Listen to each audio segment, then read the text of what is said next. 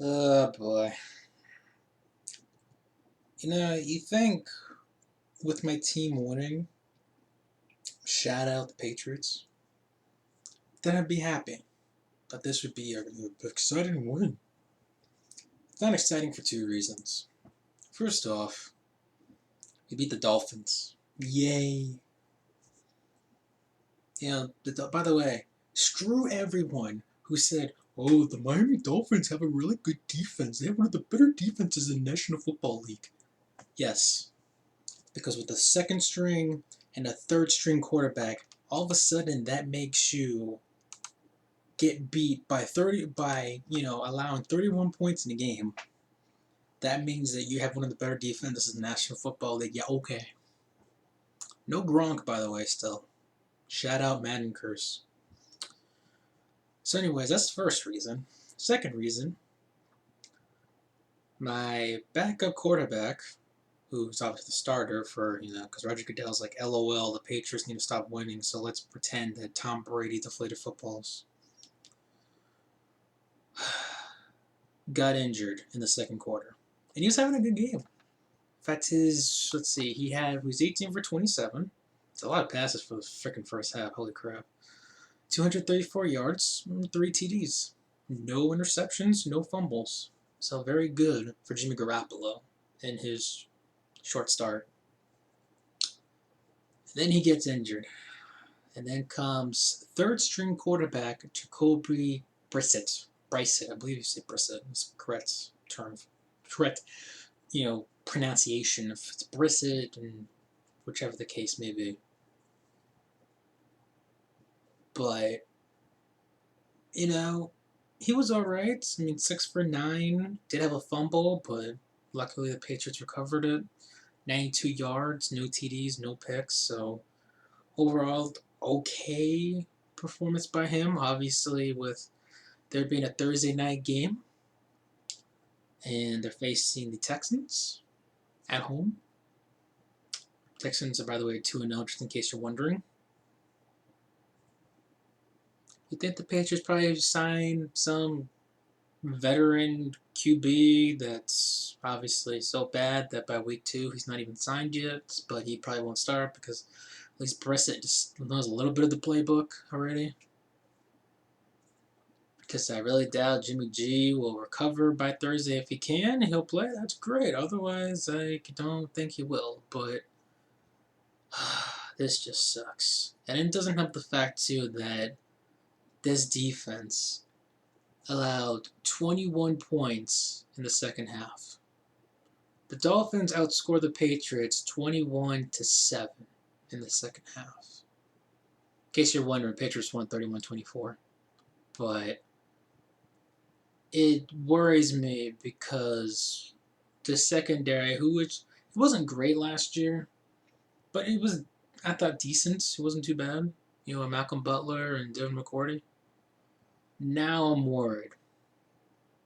Because, okay, you allowed Larry Fitzgerald to score 2 touchdowns. And Larry Fitzgerald's a future Hall of Famer. All right, I'm not going to, bash him by any stretch of imagination. But to me, when you allow 389 yards from frickin' Ryan Tannehill, wide receiver turned quarterback, Julian Edelman, the polar opposite. When you allow Javaris Landry, who's a good receiver, 137 yards, you allow Parker get 106.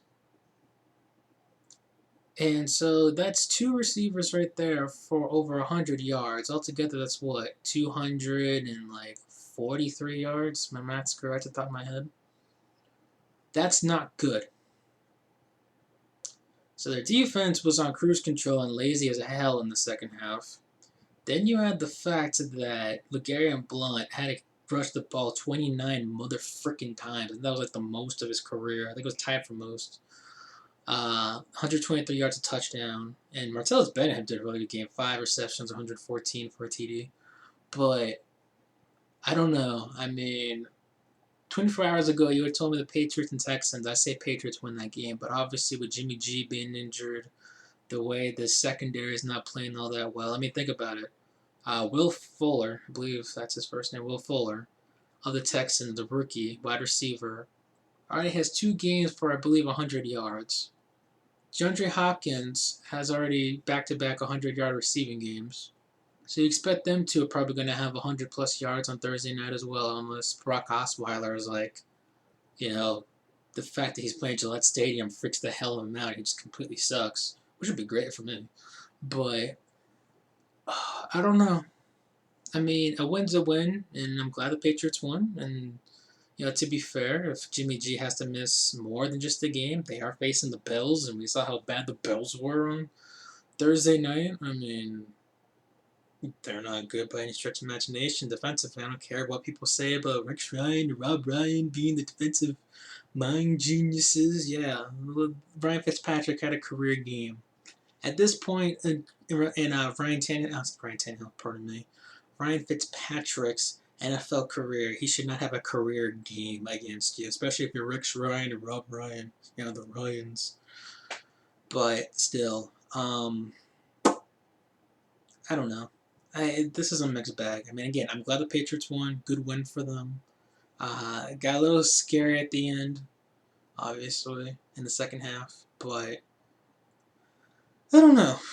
I mean, maybe by Thursday, I'm just I find out that I was overreacting. That Jacoby Brissett will be fine. The defense will play better.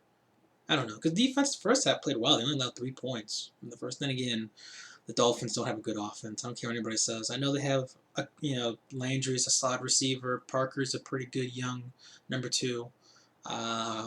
Jordan Cameron looks at the ball. By the way, Jordan Cameron gets in concussion. By the way, Aaron Foster got injured in this game. No surprise. I think I said in my week 1 predictions that Aaron Foster would be injured by week 5. By God, it's week 2 and he already got injured.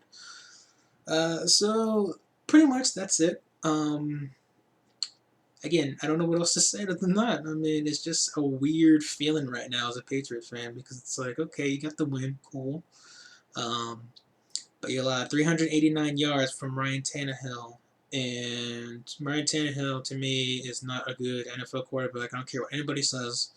I've been watching Ryan Tannehill play because he's in the AFC East with the Patriots, for the last several seasons, and he's not a good quarterback. I don't care what anybody says. You're not going to convince me otherwise.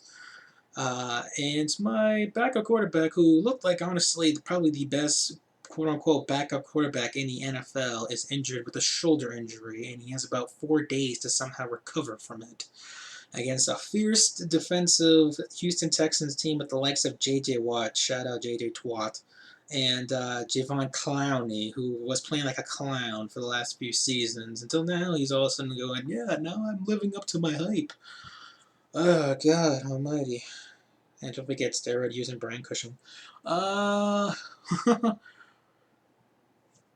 Anyways, that's it for me.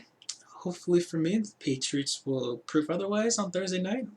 But I'm not expecting much, and they got the win today. So, anyways, comment down below what you guys think of this game. What are the possible fate for the New England Patriots? Follow me on Twitter, links down in the description box as usual, and check out whatpodsgames.com. The link will be down in the description box also as well.